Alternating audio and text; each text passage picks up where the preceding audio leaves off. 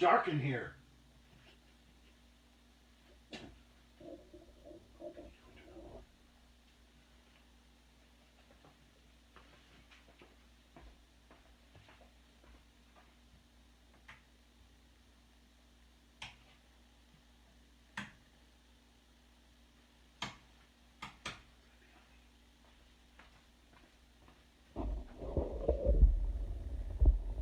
Oh, hi. I didn't expect you this evening. This is the exotic sounds of Arthur Lyman. An album called Taboo.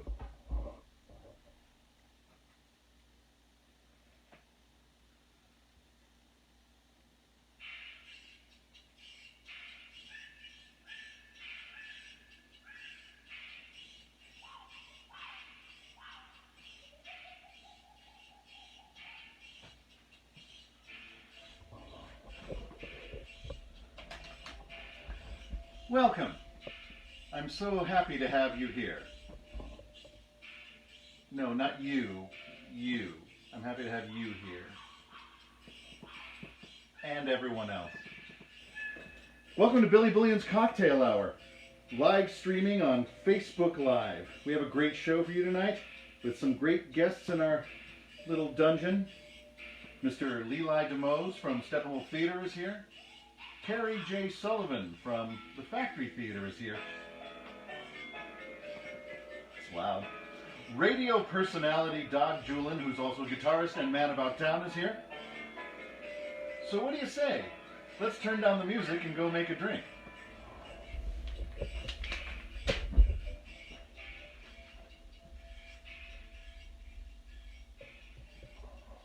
Yeah, we had this whole bit worked out with the darkness.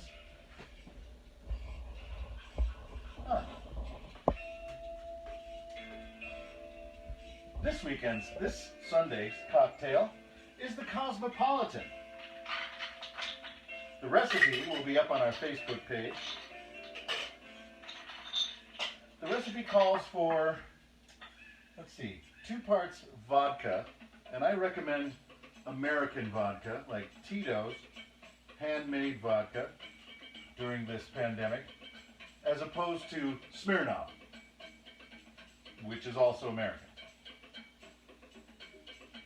So we start with 2 parts vodka,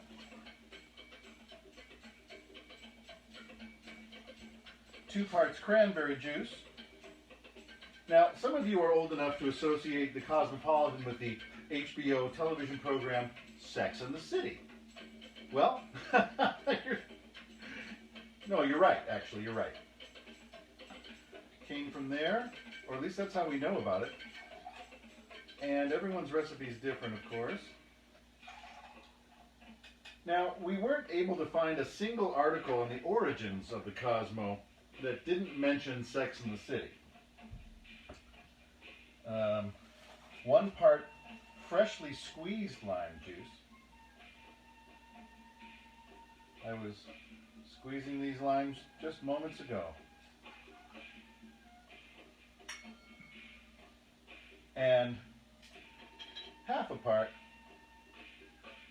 of orange liqueur. Now, you can use triple sec, but for that extra air of pretension, I like to use Cointreau.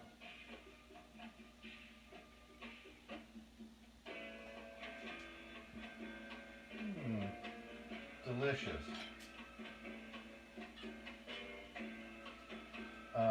We'll keep that off of there. Put it in a glass that looks like this.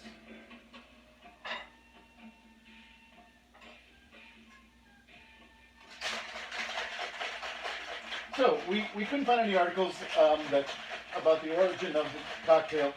That being said, the Cosmopolitan as we know it today was created by a bartender in New York's Odeon restaurant named Toby Cecchini, or Cecchini.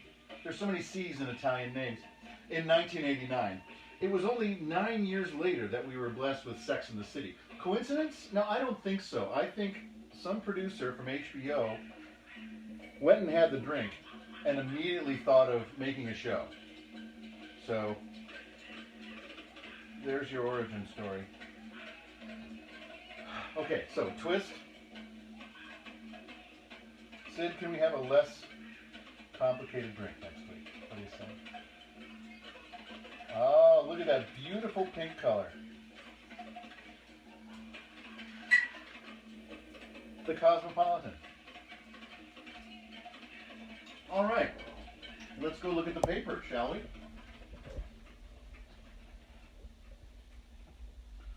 Incidentally, I use the German language complete works of Bertolt Brecht as my coaster.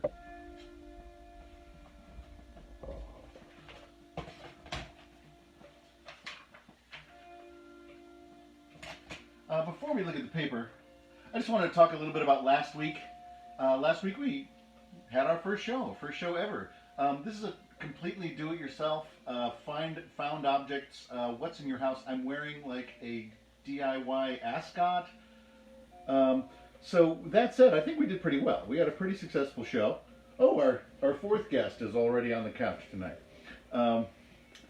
That said, I don't know if you stayed till the end, but you may have noticed I kind of passed out. So I don't want to give the impression that we should be self-medicating during this this sequestration of our personal lives. You know, drink responsibly, even though you're not taking a car home or anything like that. But you know, just I don't want to advocate drinking a lot. Okay, just have a couple cocktails and then enjoy your evening. All right, but don't over-medicate. Where's my glasses? Oh, here they are, in the pocket of my other pocket. Here we are. We're going to look at today's paper. Let's see what's happening. Oh, well, first article kind of describes the whole thing. Exhausted, scared, and committed. That's exactly what our frontline workers are doing, and also what we here at Billy Bullion's Cocktail Hour are feeling right now. Yeah, John Cass is saying something dumb. Full page ad for something I've never heard of. Oh, University of Chicago not only wants you to go to their hospital, but wants you to go to their college. Chicago's top health official, Dr. Arwadi, said, "I'm a little worried. It's a beautiful day and people are out." Different world, right? It's a beautiful day. I'm worried about that. Jared Kushner's face. Yeah, good tribute to people working in hospitals. We really shouldn't be protesting them if they are 15s. Not much there. Oh, let's play our little game. Obits versus sports. All right, now, in the comments, I want you to guess whether the sports section or the obituary section has more pages this week. And for the tiebreaker, how many?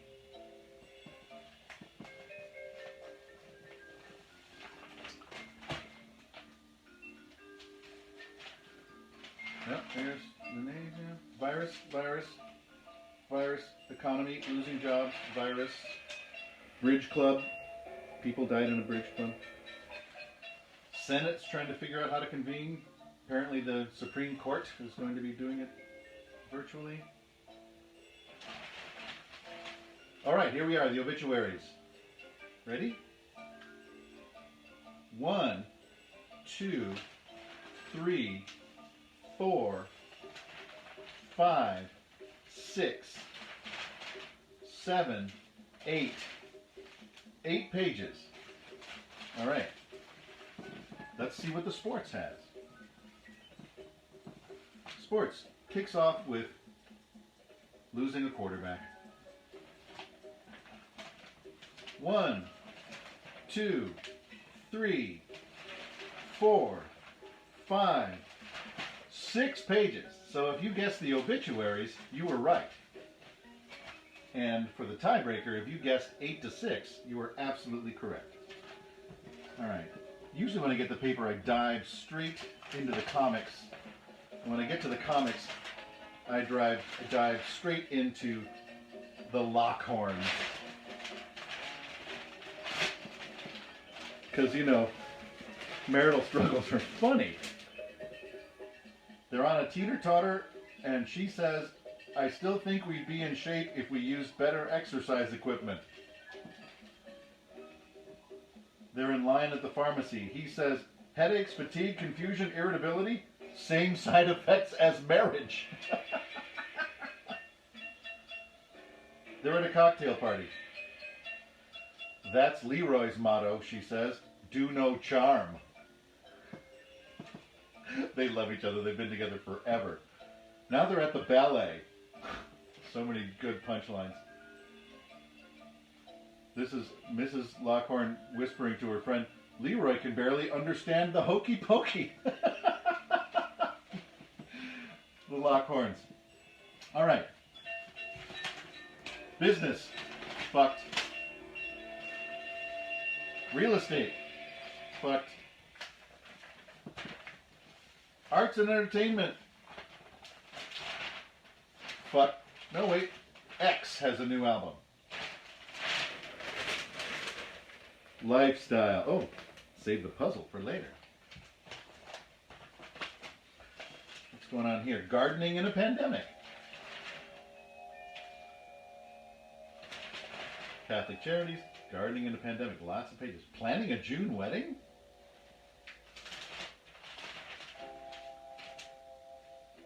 Nature's classroom.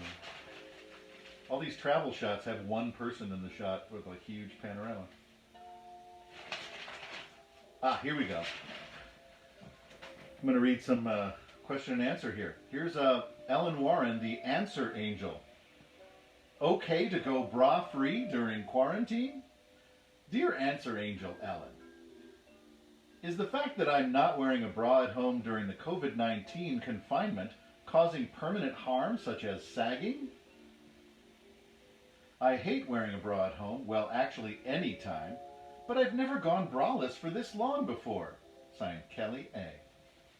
Dear Kelly, live it up. Go for it. It's hard to imagine that going braless for a couple of weeks or even months is going to cause problems later on. But my research actually turned up a study by a French doctor, of course, that supports, my assumption. A small study, 320 women ages 18 to 35, published in 2013 by Dr. Jean-Denis Bullion from the University of Besançon, suggested that wearing a bra contributed to sagging breasts. Bra-free women actually developed more natural muscle support of their breasts than women who wore bras, he found. Also, here's the American Cancer Society says about suggestions that bras cause breast cancer by obstructing lymph flow. There is no good scientific or clinical basis for this claim, and a 2014 study of more than 1,500 women found no association between wearing a bra and breast cancer risk. Burn 'em. I got a fireplace right here. Burn 'em. Let's look at Miss Manners. Miss Manners. This one's for Rose Freeman. Rose, if you're watching tonight, this is for you because you had this question on Facebook the other night. Dear Miss Manners, I am familiar with your rule about not pointing out other people's rudeness. But in regard to our own personal advent of coronavirus, I wonder if you could suggest a polite way to remind others to cover their noses and mouths when sneezing, coughing, or yawning. In addition to this being an etiquette concern, it is a health concern. And there must be some way to make the point without being offensive. Gentle reader, give out tissues instead of reprimands. This would require you to carry an extra supply, but Miss Manners reminds you that it is not an expensive form of philanthropy. Well, that's the paper. Now I'm going to set up the Zoom meeting. So there's all these things I have to do now. Excuse me. This will help. How are you? Oh, that's good and so refreshing. So we got this monitor. And let's see. We got this monitor. Oh, turn off my sound.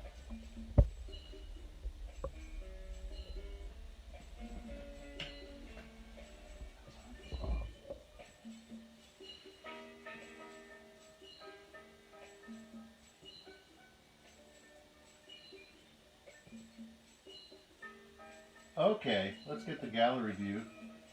And we're going to pin Leelai.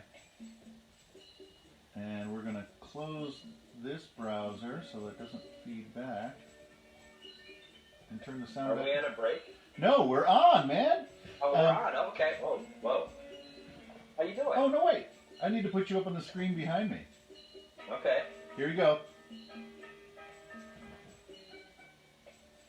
Oh!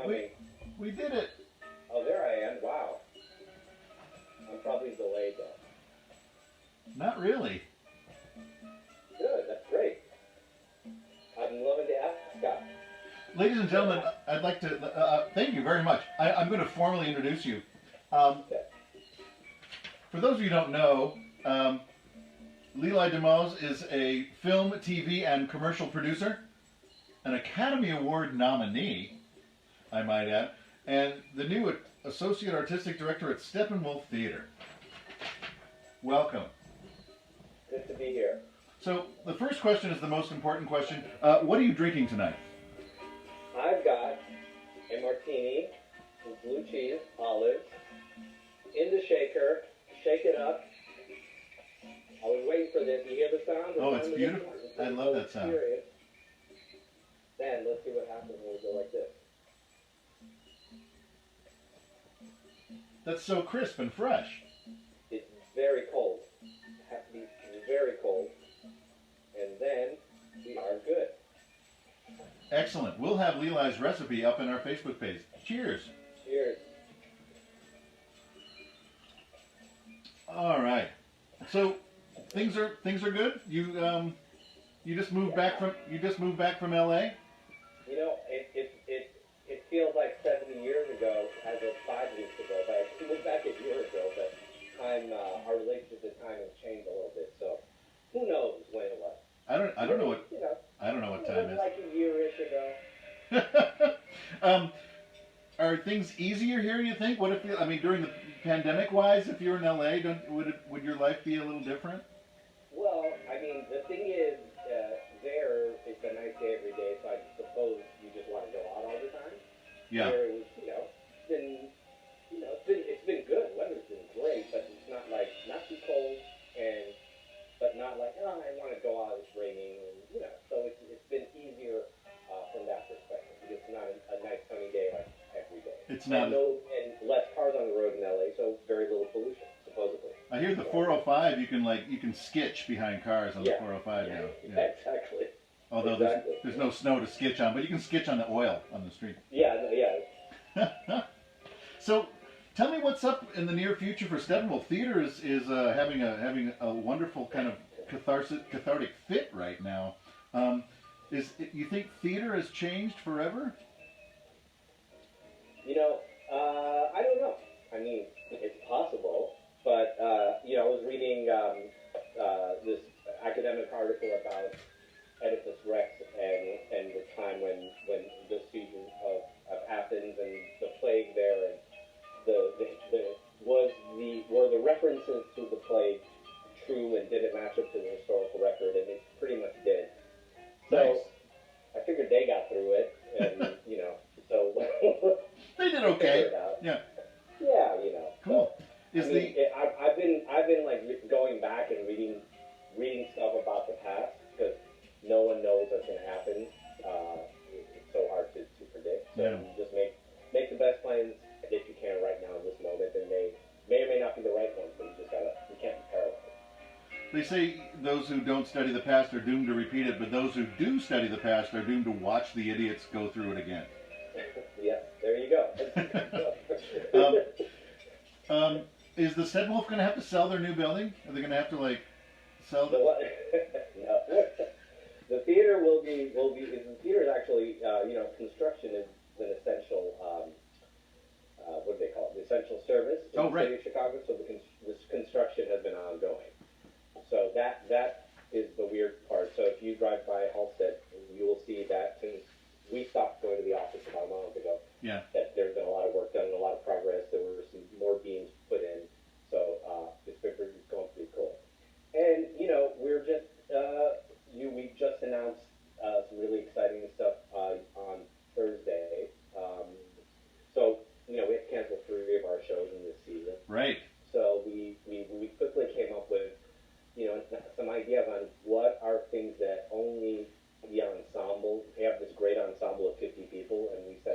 heard of that. Yeah. Yeah, let's do something. Let's do something. And so we announced three really interesting and really cool plays.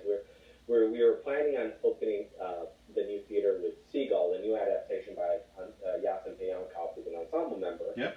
So we said, well, why don't we do a virtual version of that? So we recorded that with everyone in the ensemble, and it's absolutely fantastic. It's Nice. like, we took some time, figured out the technology, figured out the timing, and really learned a lot. And then we're also going to be doing Arthur Miller's American Clock, which is actually based on Studs Terkel Hard Times. And but we're doing that as a radio play because there's cool. like 40-something characters. Right. So it would be like, really expensive to do. So this way A really huge zoom too. Yeah. Yeah. So yeah, exactly. It'd be like you can't see. So it'll be like a radio play. So that's going to be like really fun. Like I think we have 33 ensemble members participating. So like everyone. That's awesome. I was going to say about the Chekhov. That's a great. I mean, Chekhov is great for social distancing. Just to begin with. Yeah. Yeah. It works. It really works because it feels very of the moment too. Cool. What is art? What am I doing? What the hell am I here for? What I have this? so And then we're doing one more play that I want to talk about. Oh yeah, go ahead. In the Red and Brown Water, which is a play that was produced in 2010. Tina Landau is going to direct, and we're putting together a really cool cast of ensemble members that were in it, and then some special guests. So that will be, seen. That will be visual. That will be by a video service. And wow. so And these are all. It's a really cool. So it's really like, look, it doesn't replace the feeling of coming to a theater and being with some other people and it gets dark and you share a story. Right. But it just replicates that feeling of like having these ensemble members that some you may not know, and you get to see them really intimately, And so that's really cool. Like going through the process of watching actors on my screen and watching the rehearsals is really cool because you see it's like there's a camera in each person's face as they're listening and as they're acting. Oh, I like that. Yeah. See the process of like them getting into the character in a really close-up way. Right. That's really cool. I mean, I bet it's really cool to dissect the work that happens in a stage play because you get caught up in the moment. When you're in a theatrical experience, you don't get to like cut it all apart and look at little things. Yeah. And that's exactly we're really looking at moments and look I've been saying we just have to lean into the wabi sabi of it because the there's the glitches, there's lags, as you know. Right. And that's part of it. That's part of it. But the vibe and the essence of what it is undeniable. That's awesome. We throw every guest a curveball. Oh man. Your curveball. I mean, sometimes we make people do a cold reading, but you're an accomplished actor, so I'm not going to make you do a cold reading. But we have a little feature for you called Pop Quiz. Oh man. So we're gonna. Now we know you're the new kid, kind of at the Steppenwolf, but we're gonna ask you 5 questions about Steppenwolf history. Wow. Here we go. Wow. Well, not all really history. Bad. I can't. The phone's dying. Number 1, the first play produced under the name Steppenwolf was And Miss Reardon Drinks a Little, Paul Zindell's play. I did that in high school. What novel was founding member Rick Argosh reading at the time? No idea. That's a great question. Well, here's a clue. The theater company was looking for a name. I'm thinking Siddhartha. Right. It's a little novel called Steppenwolf. Yeah? Yes. By Herman Hesse. By Herman Hesse. Okay. Yeah. Okay. I had that part. Steppenwolf is the correct answer. Now, Miss Reardon was produced at a Unitarian church in what northern Illinois township? Highland Park. Deerfield was the first show. Wow. Their first space, I think, was Deerfield. You may get me fired, dude. No one's watching this. Gary, turn off the sound, Gary. Third question: what was the first Steppenwolf play directed by Gary Sinise?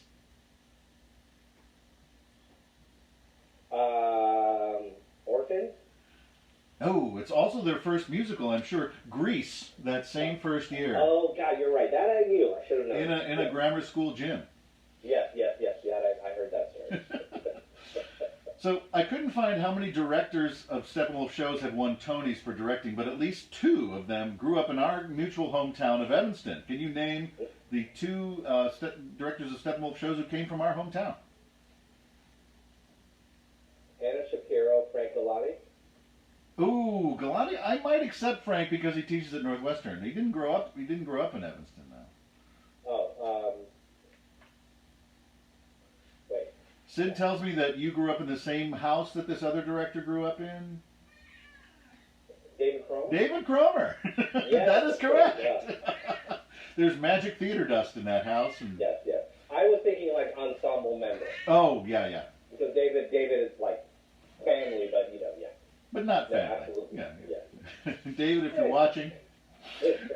Okay, 5th question. Now, hopefully you've heard of this show. What year did Song of Jacob Zulu debut on Broadway? Have you heard of that play? I've heard of it. Hold on. 1993. You are correct! I was going to say 91. Because a long time ago. You worked on that show.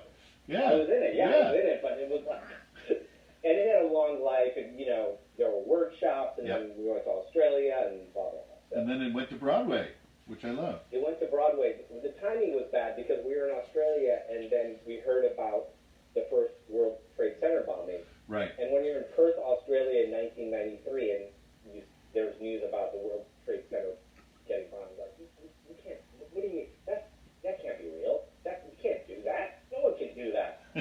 And we got to New York, and our show didn't do really well because there was a young kid who placed a bomb in a shopping center. Oh, geez, yeah, right. He was kind of, all these forces on him, and he was pressured to do something that he was didn't want to do. So that's the best time. Awesome. Well, I want to thank you for being on our fledgling little basement run show, and can't wait to actually see you again in person. I can't wait, man. And we'll shake up some more martinis. We'll do the shaking. All All right. Thank you. Thank you so much. All right. Now, how do I get out of here, sir? All right. Leelai Demoz, ladies and gentlemen. Should I just leave? Should I just exit? I think you just sort of go. Yeah. All right. All right. I'm going to go. Bye. All right. Okay. Let's go see if... I think I do need another drink. All right. This we've already been through. All right. Leelai Demoz. Leelai's awesome. Leelai came to see my last show. Believe it or not. Might be my last show. You never know. All right. You know the deal. 2 parts. Wait, don't I have something to do? Oh yeah. I want to remind everybody that we'll try and answer some questions from our studio audience tonight. To those. So start thinking of questions to ask and ask them. People give me a hard time sometimes for loving the Cosmopolitan as much as I do. Oh, it's a girly drink. Oh, it's so pink. But you know who doesn't give me a hard time? A Cosmopolitan. That shit goes down smooth.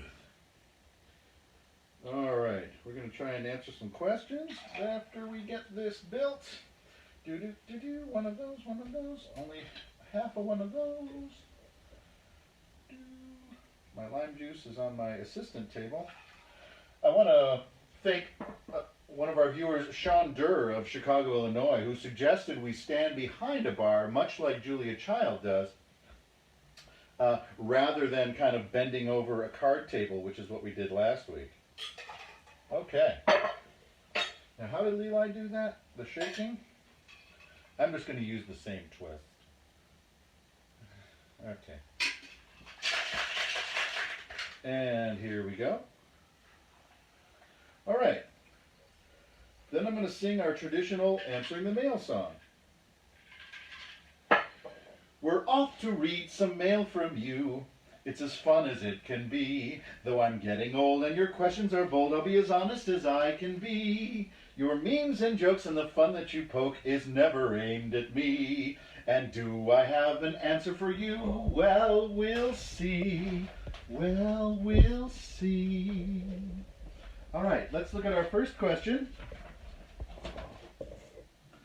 It's from, Miss Carrie. Oh, I better turn off the TV. Huh? Okay, our first question tonight is from Dolores Klugman of Northfield, Illinois, and Clearwater, Florida for 3 weeks every winter. I think we had her last week. What is your opinion of Damn Yankees, and would you consider directing it locally?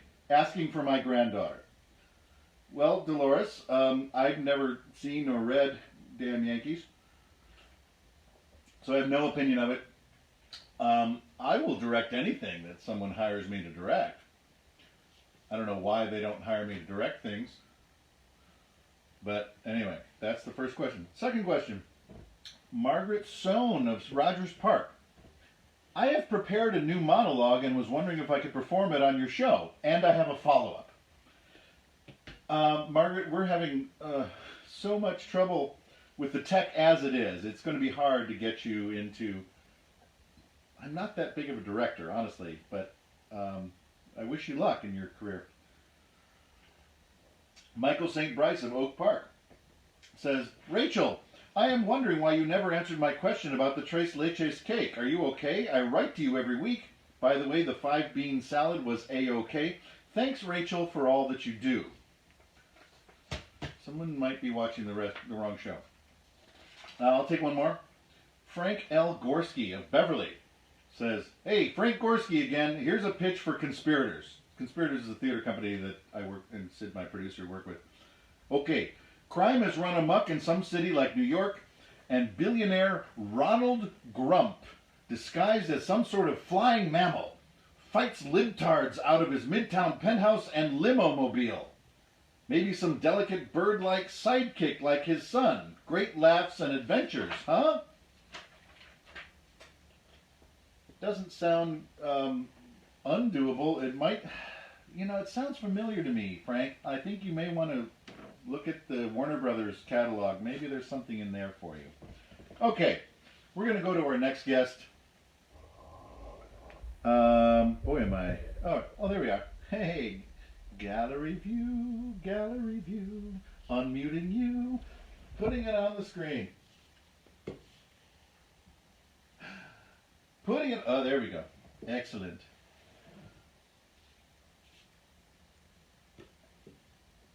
You were there? Excellent. Ladies and gentlemen, I'd like to welcome our next guest, who's a very dear friend of mine, Carrie J. Sullivan. Sully is an ensemble member and very recently stepped aside as the company managing director of the Factory Theater, having steered Factory over 10 years, I think, 12? Something like that? 12 altogether, including moving into our fabulous new space up on Howard Street. Sully, yeah. It's great to see you. You and I have been friends for at least over an hour now. Yeah. What are you drinking? This is a panty melter. Sorry, I just spit-taked on my own keyboard. It's a cocktail inspired. My husband was inspired by a guitar pedal of the same name called a panty melter. So it's 2 shots of vodka with a little bit of grenadine, homemade grenadine, not that roasted shit. Oh, nice. Okay, real stuff, made from pomegranate juice. Okay. This is like the freshly squeezed limes, not roses, that I put in my drink. Exactly. Thank you. And then a little bit of, you stir that up with like some crushed ice, and then you top it off with a little bit of sparkling water. I like. We're going to have Sully's recipe up on our Facebook page this evening. So if you'd like to make a panty melter, you'll know how. It's real good. It's really good. Does it work, by the way? Let you know when All right. How are things at the Factory Theater? I was just talking to Leelai from the Steppenwolf, and everyone's got their budget is maybe like $10 more than the Factory's is. So maybe, the factory's issues with the coronavirus thing, maybe the issues are a little different in a theater that's slightly smaller than Steppenwolf. They might be, they might not be. I mean, I think everybody kind of has a very similar problem right now in terms of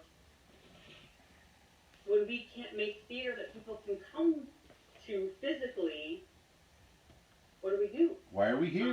And how do we stay authentic to who we are and to the art that we're committed to creating? Because we're not, I was actually talking with Sid, before we came on, where, we at Factory, like, we're trying to come up with some online content. We're doing some film bits and stuff like that, but, that's a really great way to get your creative yah-yahs and still, have your bits and be funny and do your things, but at the same time, like, we're not a production company, we're not a film company. Right, right. I know, even though I might have thoughts about, like, a bit or whatever I could do, I don't think that way. No. In terms of putting it together. So I think it's really tricky. I mean, what I keep thinking of is, how do you find the opportunity? What is the opportunity? Because there's always an opportunity when you have crisis, right? And it's if you keep your knees bent and yeah. But it's hard. It's really hard. It's very, very hard. I mean, I know, like, I work a day job. A lot of people work day jobs, and just doing that in and of itself is as much as I can personally manage. Right, because the day job's in crisis too. Yeah, and exactly. Everything's in crisis, so it's right. it's hard, and it's hard to, like, sort of conjure, creativity and inspiration in the midst, when everything's reactionary and feeling like, survivalism. So it's a weird time. Yeah. It's probably the most overused word in our vernacular right now. The word weird? Yeah, but here we are. And oh no, you're frozen. There you are. You're back. Oh. Hello. So I want to plug. Apparently, the factory's in the final week of a fundraiser of some kind. Yes, we are. Yeah, we launched a GoFundMe, I think just over a month ago. It's really meant to be a very accessible, like, we're just asking folks for like $5, like maybe the money that you're not spending on going out and getting a beer or coffee, just throw it at us. It'll just really help us to be able to maintain and, come back and entertain the masses. Yeah. It's really kind of it. We wanted to make it, like most things factory, it's just meant to be accessible. It's not highfalutin. It's like, seriously, just $5. It's totally cool. If you can do more, great, do more. If you can't, that's great too. It's totally fine. Share it, whatever you can do works. How can people find this? How can people find this fundraiser? Well, marketing director of Factory, maybe you should talk about that a little bit. Let me interject here to say that it's a GoFundMe campaign. So if you go to the GoFundMe.com, the GoFundMe page. Thank you, because I don't know. And there's a bunch of slashes, but it's basically search the Factory Theater. We'll put a link up. We'll put a link to that in the various pages that we put this live Facebook Live in, or you can go to the Factory Theater's Facebook page and find it there. But yeah, the GoFundMe, we're like, if last I saw, we were like more than 2/3 done, and in the next week, we're super close. Yeah, we're so close on getting there. I mean, this is really about the last. This week is really the last push. We're super close, and we're going to tie up this whole fundraiser with I believe it's the YouTube premiere of our Jeff our Jeff nominated show, May the Road Rise Up, from last season. Yeah, that was a great one. By our own Shannon O'Neill, which was just such a spectacular show. Yeah. So it's really exciting to kind of lead up to something like that, which was just such a triumph for everybody. And I mean, it's just like, man, you got $5? Come on, throw $5. Got $5? Who doesn't have $5? Well, you have $5. If you don't have $5, please just share the fundraiser. Just share it. Exactly. Totally fine. Boost our signal. That's free. So I wanted to ask you about something that you did for the first time, like a year and a half ago, is have one of your own plays put on. Tell me about writing. Tell me about coming from where you came from and then being a produced playwright? Well, I'll tell you, it's really what makes me so happy to be a part of something like The Factory, because it never crossed my mind, actually, in my life before I joined Factory to write a play. And it probably hasn't crossed many people's minds. It very much felt like something that was beyond what I would be able to do. I certainly wasn't classically trained for it. But it's really, I mean, I know I sound repetitious, but it's really what I love about The Factory, is it makes things accessible to, like, everybody. I was able to write a play. It took me a really long time. It was good, though. It was good. Thank you. I mean, you know, it got done, and I'm extremely proud of it.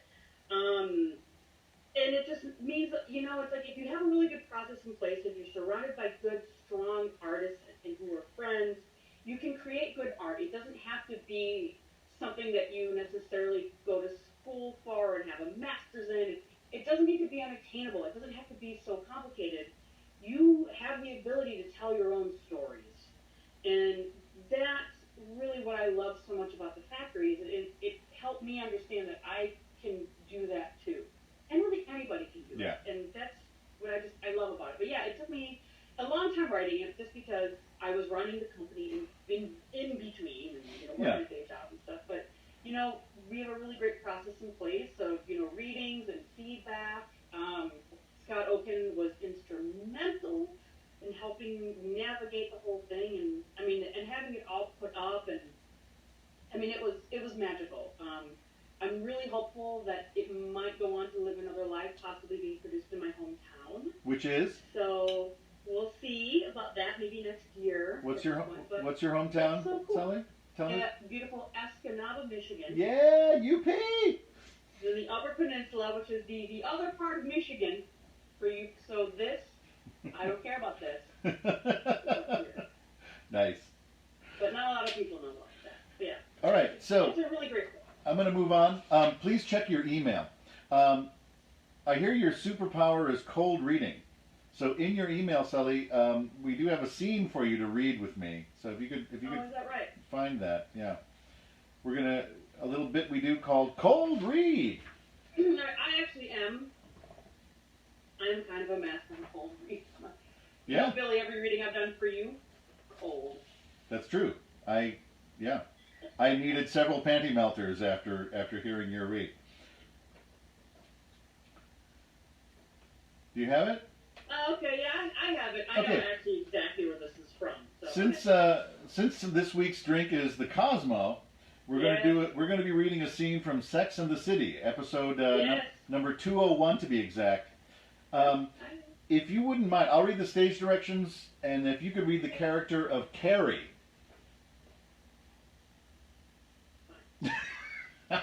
Hold on, let me get my Cosmo. All right, you ready? You got your scene up? Hold on. Oh, you got to melt them. I want my wood phone. All right. Do this. Bullion. Downtown street, night. Carrie and Joe leave the bar and walk down the street. She is lost in thought.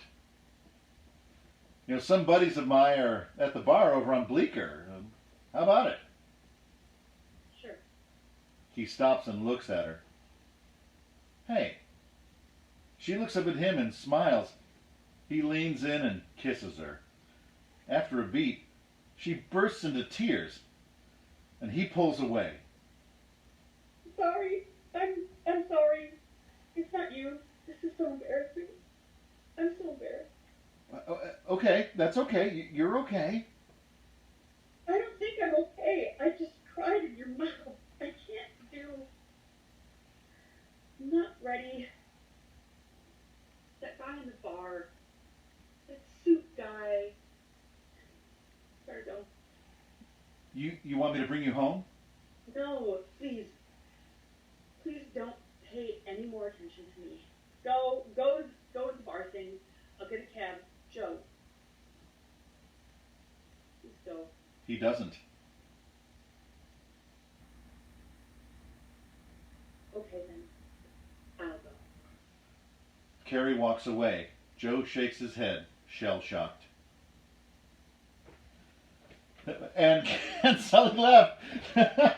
Ladies and gentlemen. You're supposed to say And scene! God. And scene! Ladies and gentlemen, Oh, Jesus.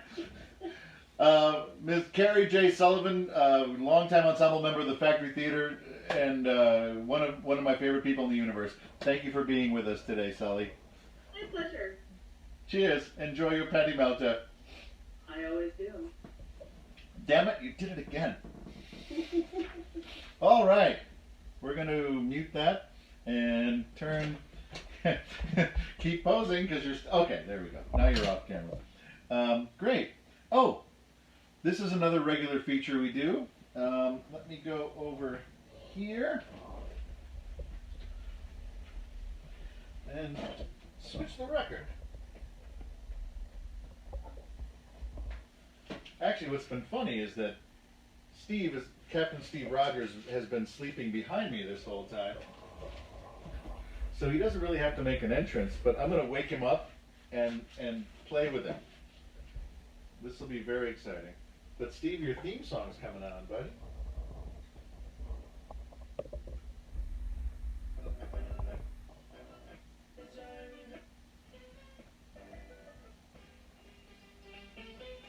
Steve! Ready? You want to play? I have some treats for you. You want a treat? Oh no, you're getting snappy. Oh, he's a good boy. Who's a good boy? You're a little mellower tonight because you were taking a nap. You want a treat? Okay. Come here. Oh, I happen to have another treat. Come here. Okay. Ready? Ready? Up. Twirl. Good boy. He does the twirl. Let's do that again. And I just can't get twirl. Good boy. He's my favorite dog. Okay, sit. High five. Yes, he's a good boy. Captain Steve Rogers. He's about to be 5 years old in June. Can't believe he's that old. Ready? High five. Good boy. He's my puppy. Come here. Rah, rah, rah, rah.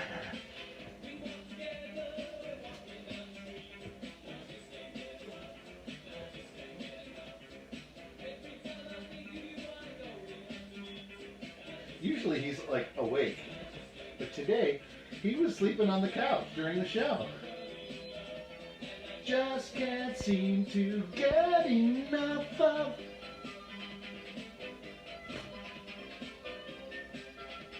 Well, all right, Steve, one more treat. This treat. Which hand? Oh, you knew which one it was in. Your sense of smell is so good. Okay. All right, Steve. Let me just turn off the record because that was fun.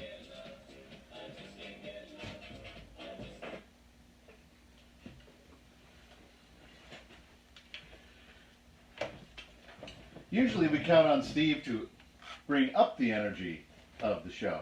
Today, we just kind of plateaued. We kind of flattened the curve. All right. Looks like I need another one. All right. Okay. Let's see. Remember, all ingredients are optional. Maybe some of that. I can't remember the recipe, but as long as the vodka's in there, I suppose it's fine. Hey, it's still pink. Excellent. Alright, okay, put that there. Alright, we're off to answer some questions from you as long as we can. I hate this fucking song. Sid wrote it. He had this whole concept of being the Ray Rayner show. Alright, we're going to answer some questions. I'm going to open Facebook. Oh, God, where's my page? There I am. Oh, my God, I'm on television. Okay, we're going to look at some questions in the thing. You're perfect. I can't answer that question. 66 comments. Okay, here we go. We need to see all 66 of them. What's okay? So I guess I need to go to the actual page of the thing. You know, it worked so great last week. Nope, that's not what I want. That's just the advertisement. Okay, here we go. Bravo. Steve needs a cuddly Dudley house. Oh, someone got the reference, the Ray Rayner reference. It's a boy. Oh, someone who saw that. I'm not getting very many questions on here. I think you should do it. A lot of suggestions. Oh wait, I need to share. Oh, how does it work? LOLOL. I think there was that question about the panty melter. Here's a question from Sarah Scanlon saying fixed. Oh wait. Steve Pink should have been the guest on Pink. Okay. You know what? There are no questions, so we're going to move on. We're going to move on to our next guest.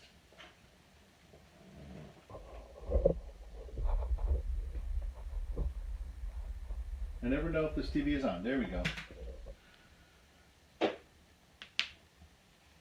Oh, look. Okay. Our next guest is accomplished musician and radio personality, Mr. Dag Juhlin. Dag. Hey, Billy. It's nice to see you. Good to see you. How are you? Congratulations on the show. Thank you. It was really, it dropped into my lap out of the sky. You know, yeah. the wheel of fortune is a fickle wheel. Yeah, sometimes it's not even round. Right? You know. For those of you who don't know, I'm going to give your bio here. Dag was once in a huge band called the Slugs, and then a little band called Poor Dog Pondering. He now has a band called the Sunshine Boys. Why doesn't he always say enter? Why can't he just come in? And of course, his local pub rock favorites, Expo 76. Correct. And then Dag was also part of private radio program, now podcast, the Steve Dahl Show. Correct, yes. Former radio personality. We spent 4 or 5 years on WLSAM doing that in the afternoons. That was fun. How's that going now? It's just the podcast now. Yeah. Is it fun? Oh, it's great. It's a lot of fun. I get to work at home. You know, we're still continuing to work. A lot of people are not, and I'm very grateful that we, people have entered a phase where they kind of said, all right, I'm laid off, I'm furloughed, all extra expenditures are out of my life, and right. We're a subscription podcast. But people have been it's kind of been the opposite for us. People have been very, very grateful to have our shows as part of their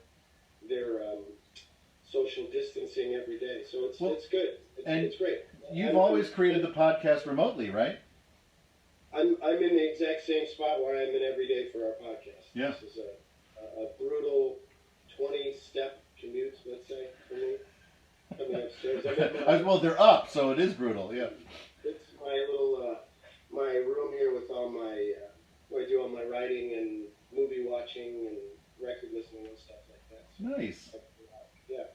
Kind of an artist cave. It is. It's a garret. It's a beautiful garret. I love it. I have a really important question. What are you drinking right now? Oh, Billy. I'm drinking a wonderful cocktail called a Green Point, which... Green Point? Yeah, it's a rye whiskey-based drink. It's rye whiskey, yellow chartreuse, some vermouth, some bitters, and some orange bitters. It's wonderful. You have yellow chartreuse in your bar? I bought it special. We have a Christmas party every year for Expo 76, and I'm always gifted with bottles of rye whiskey because that's kind of the only thing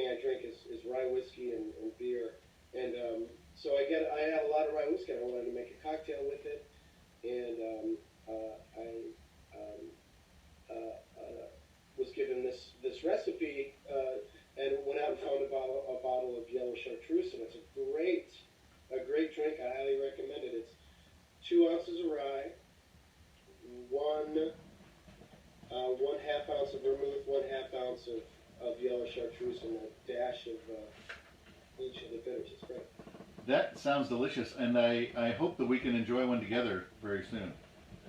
I hope so too. What are you drinking there? I'm drinking a Cosmo. This week I'm drinking the Cosmopolitan. It's vodka and cranberry and orange liqueur and fresh lime juice. You can't beat the fresh limes. No, and it's got a twist too, because that lemon twist, when you put the oil around it, just gives it a very summery kind of Sex and the City kind of feel. Which one of the four are you? Is it four of them? Totally. We have I'm the one who played the Vulcan in one of the Star Trek movie. I can't remember her name. Didn't one of them run for governor or president or something? Nixon, Yes, Cynthia Nixon. Nixon. Yeah, New York. pretty cool. Hey, so I hear a little dog told me that you have an album just released. Oh wow! Let me see if I can find a copy. Oh yes, here's 1,000 of them right from the Are they autographed? Some of them are, but it's called Work and Love. Sunshine Boys, that's our second album. Our first album came out in 2018, and now this one comes hot on its heels pretty much in rock time. And it's another 12 songs, and we're very proud of it, and anybody who wants to hear it can Spotify it, or if you want to check us out on sunshineboys.net, Bandcamp. I feel like I'm doing nothing but plugs here, but yeah, it's out there. It just came out Friday. And we were supposed to have our record release show on the 30th, on Thursday night. So obviously that's changed. I'm a big fan of the Sunshine Boys. I really it's kind of like gentle power pop. Is what I love about it, because you don't break through things, but you get to that point of wanting to break through things. I like it. We're getting out in age a little bit. I don't know if we used to, but I remember that. We have a song from our first album called Billy Boy, which I believe I had started it. I forget what year it was, maybe 2017, I think. And I think I finished it on your birthday. On your birthday. That's like February 2nd or 3rd. Yeah. I just remember kind of completing the song and then looking on Facebook and realizing it was your birthday. So. And then you sent me like a secret copy of it, which I did not reveal to anyone. And I played it over and over again, and it was very heartwarming. I loved that song. Good. Well, you loom large in our legend.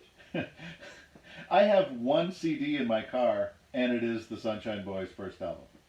Really? Yeah. That's nice. So when When's the last time you were in your car? Let me think. February. It's so weird, isn't it? Like it's in my car, just like buckling, isn't it? Yeah, I know. It's a strange thing. It's like a weird treat for me to go on my weekly drive around. Yeah. Whatever. It's just. Yeah. Oh, I walked the dog. Oh my God. I know. I went to the woods and walked around. Yeah. I went to the square. Love it, man. Yeah. So okay, cool. So I hear are you gonna play something for us? A song? You like the song? Yeah, play a song. I'll play a song for you. I'll do one from our new record. You talked about being on the radio. That was a great gig. It was really fun. I'd never had been on in a professional capacity before. I mean, I was on a high school radio station, and I had been doing the podcast with Steve for a number of years prior. But I sort of bounced back between working for Steve and then working at MeTV. And right, I was working at MeTV at the time, and we were over here for a birthday party for my mom in early October a few years back. And I got a call from Steve. And usually if he calls, it means something's up. He'd rather just text or something, but to get a call means something is happening. So I spoke with him, and he said, yeah, I got a job on the radio, and I want you to come back with me. So I had to sort of give my notice over at MeTV, which is a great place to work, a very fun place to work. But yeah, so then we were on there for 4 or 5 years, and it was fun, but we didn't really stand a chance. Kind of surrounded by like very loud volume political programming, and I don't know if our little slightly neutral the island ever fit well in the lineup that they had over there. So it was a great experience, and it was a crazy experience for me to think. My first radio job is being a co-host with Steve Dahl. I mean, that's kind of a crazy. It's cool to be Steve's guy. You're my guy, Jack. Yeah. Well, Brendan Greeley is also the guy. I think more the guy than I am. But anyway, it was great. So when I lost that job, I sort of licked my wounds for a little while. But then just sort of had to get back to business, you know. And I guess I sort of wrote this song to maybe tell myself to stop, you know, having a pity party or whatever, and just because that's the way things roll, especially as you know in showbiz. So this song is from Work and Love, the new album, and it's called "The World Turning Round." Cool.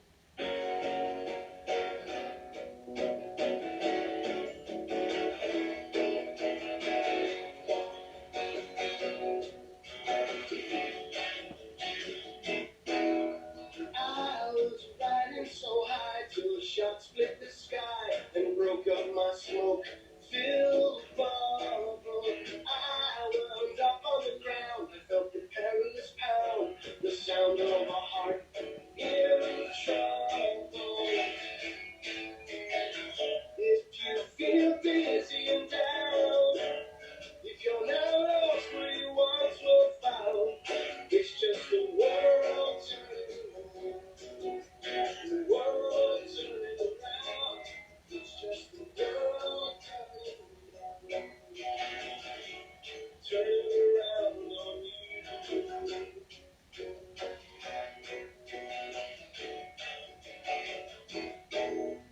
Don't disturb the dreamers in flight. I got through the night to flirt with the white spot. Baby, go courting the muse, ignoring the news, snoring through afternoon. If you feel dizzy and down, if you're now lost where you once were found, it's just the world turning around. The world turning around. It's just the world turning around. Turning around on you. Oh, the simple becomes so hard when it catches you off guard. Right out of the blue, what will you do? What will you do?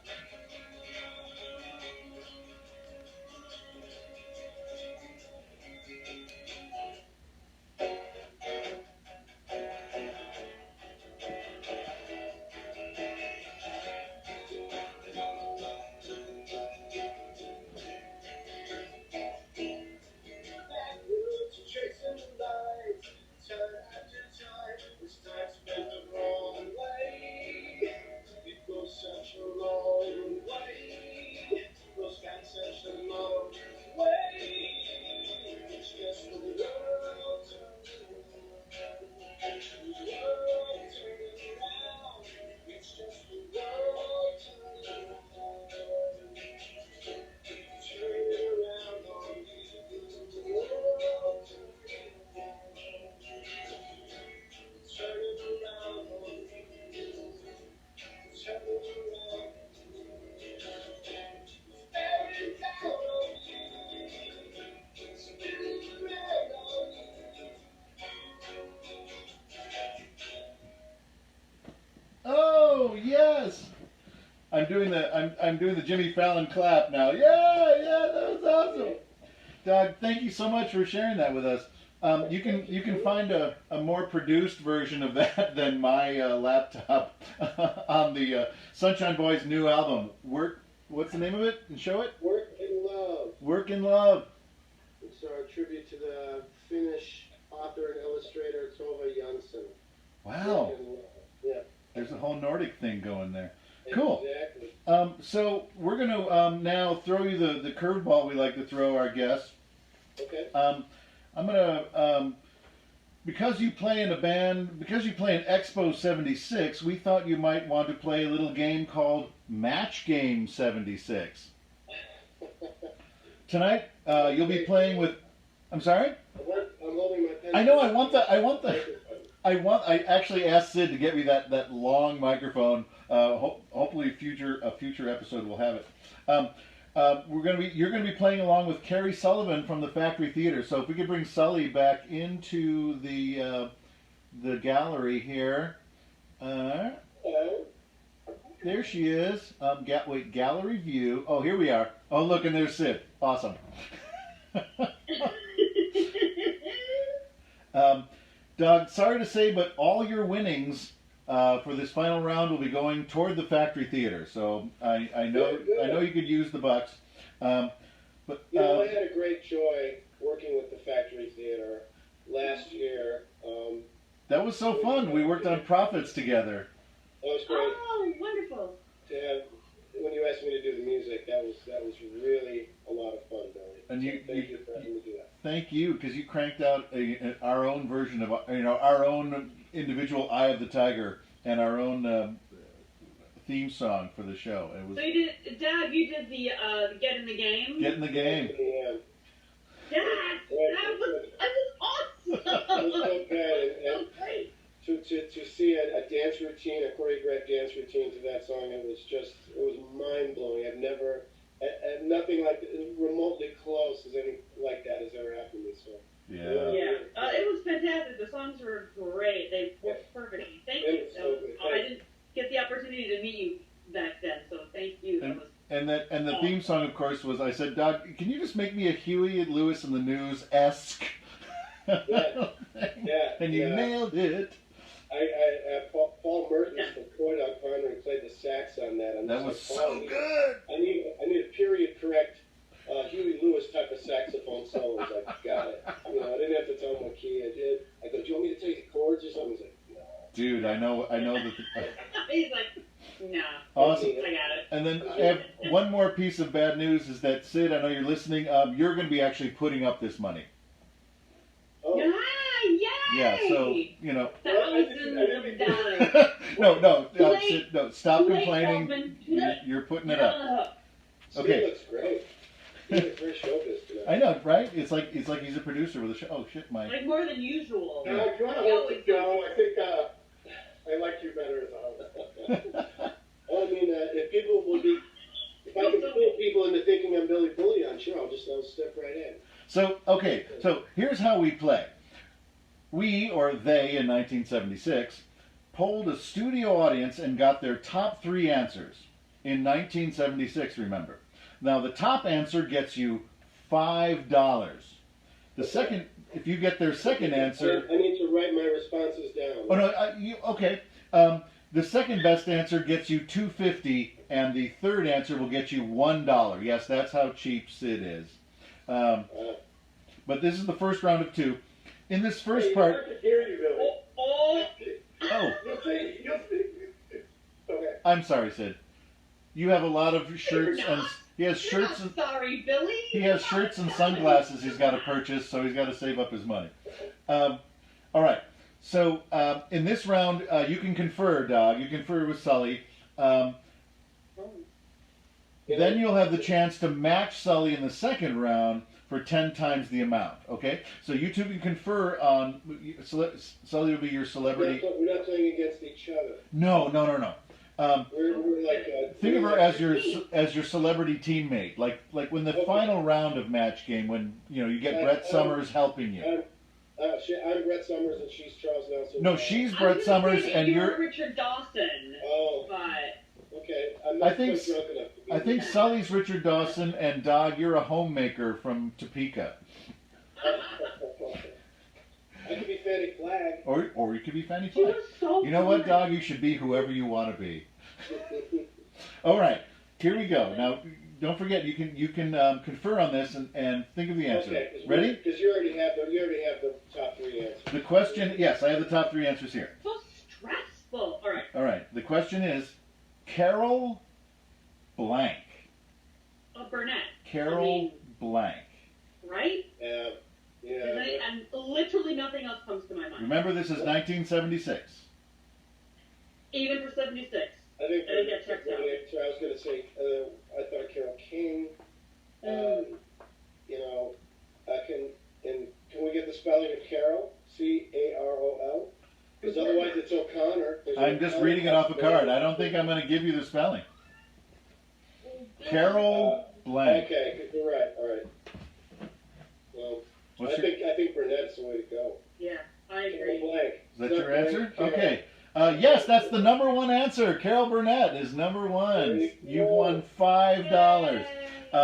The answer number 3 was O'Connor. Carol O'Connor. Okay. So you got the spelling. Answer number 2, a surprise, Carol Channing. Channing. Yeah. I can't talk without my eyelashes. All right. Now we're going to play for 10 times that amount, or $50 donation to the Factory Theater from Sidney Feldman. Okay. Sully will write her answer on a piece of paper when she's ready. Dag, you'll give me yours, and if they match, you win. You desupplement.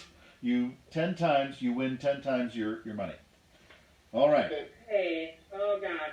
Ready? Yeah. The question is, Dumb Dora was so dumb. No, that's not it. How dumb? Oh. Here's the question. Sound blank. What is it? Sound blank. Sound. I saw this episode. Oh. Somebody's been watching Me TV. Oh. I told Sid this. This is a fact. In my house at 5 o'clock every day, the port wine spreadable cheese comes out. Yeah. Merc? Cocktails happen, and we put on Match Game Yeah. every day. Dumb Dora was so dumb. 2 questions for you, Sully. Question number 1, is it Merck's cheese that you're using? Yes, it is. It's from Aldi, but yes, it's Merck's. Yeah. Okay, second question, how do you hold out until 5 o'clock? I mean, I say it's 5 o'clock, but Okay. It's 5 o'clock somewhere. It's, yeah, it starts, it used to be sort of the thing to do to start at 5 o'clock. It seemed like a reasonable hour, but if you've got your non-work done for the day, why not start 4:30? One just says 5 o'clock. I think Don's trying to avoid your question. I think so. I'm just buying time. Okay. Sully, have you written down your answer? I have. Doug, I'm going to say 3 seconds. sound judgment. Is that your final answer? You're giving me that. That's not the question. I want the factory to win $50.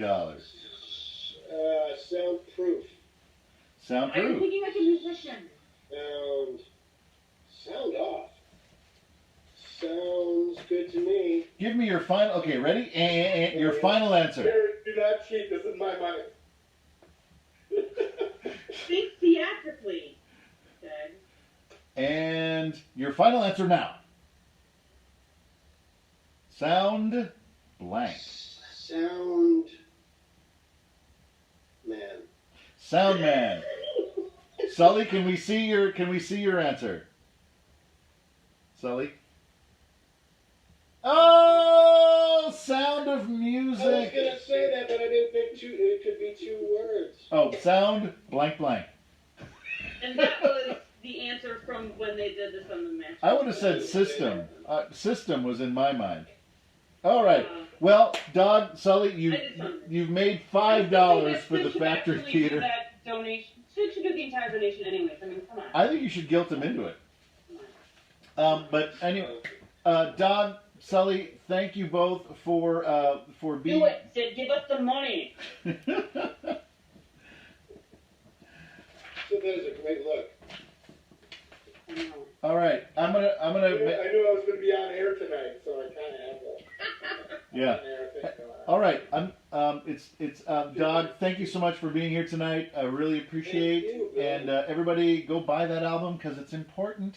It's an important album. And yeah, I wasn't going to mention our collaboration at the Factory Theater, but it was so good. I'm glad to work with you. Hope we can do it again. Really funny. It was awesome. Great. It was Yeah. really awesome. Yeah. Cool. All right. I'm going to escape and turn off the monitor. All right. Thank you. And then I'll turn. All right. I'm gonna make one more, cause you know I can't. You guys. I hear Sid. Thank you. See you later. I had to mute Sid. All right. So the Cosmopolitan, you know, just has whatever you want to put in it. All right. I'm just gonna answer a couple more questions. Let's see what we got. Oh, leave meeting. Yeah. Now we gotta go to Facebook. Oh, Lord. I also want to mention that Becca Holloway was the one who choreographed the dance to Dag's song. And she's a fucking talent. Hire Becca Holloway. If I'm not available. All right. Here we go. Let's look at some comments. Some questions.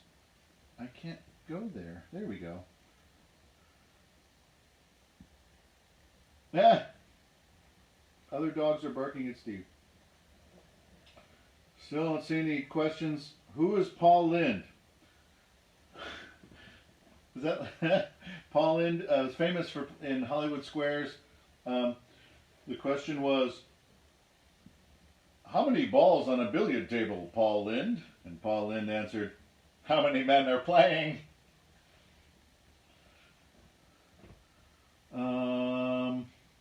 Where is the album available? Dag kind of put that out there. Bandcamp. I think iTunes. We may put a link to it on our Facebook page. Sound is messy. Yeah, thank you. The lighting quality, not great. Okay, whatever. Isn't Billy always wearing an ascot? You know, the same people are asking the same questions where is your jumpsuit? I think Mensch asked like 15 questions and they're all nonsensical. Okay. Now is the time of night where we play soft rock. Soft rock is a underappreciated genre. I keep telling Dag to play more of it, but he has to like do those windmill guitar things he does.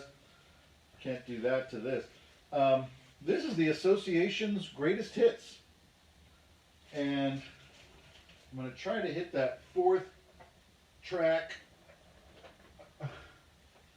on the thing. 1, 2, 3. There we go. Here's our soft rock track for the night, Never My Love. I'm going to do this crossword puzzle.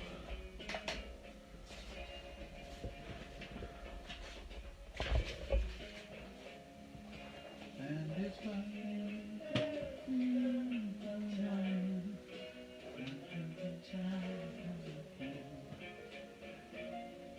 never my love,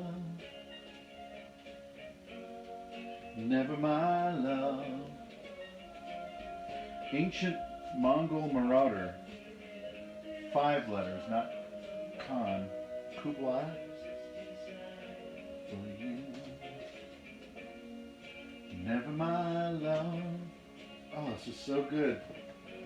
I can't do it. Come here, Steve. Yeah, there's a good boy.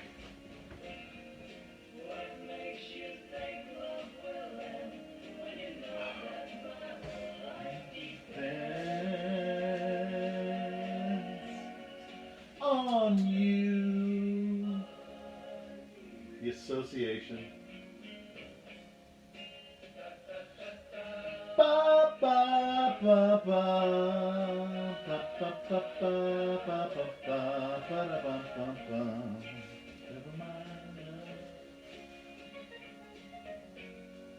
Never my love.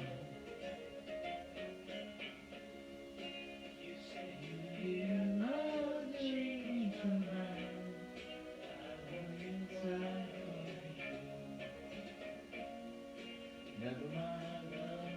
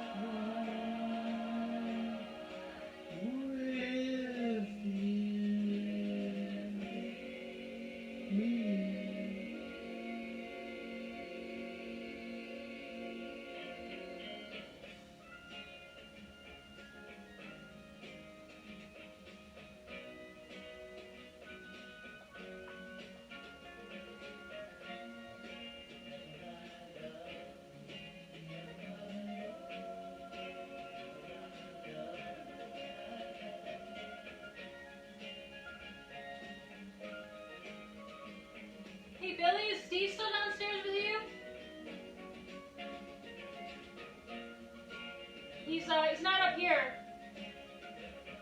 Billy?